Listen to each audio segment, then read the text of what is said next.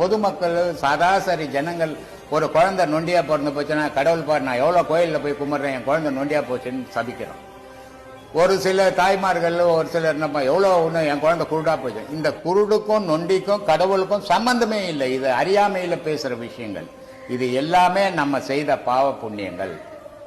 அந்த பாவ புண்ணியங்களுக்கு ஏத்த மாதிரி இந்த மலை ஜலம் வயிற்றுல தங்கினது, அதுக்கு ஏத்த மாதிரி இந்த முடங்கள் ஆகிறது. இது எல்லாத்துக்குமே அடிப்படை பேஸ் நாமாவே இருக்கிறோமே தவிர இறைவனாவே இல்லை.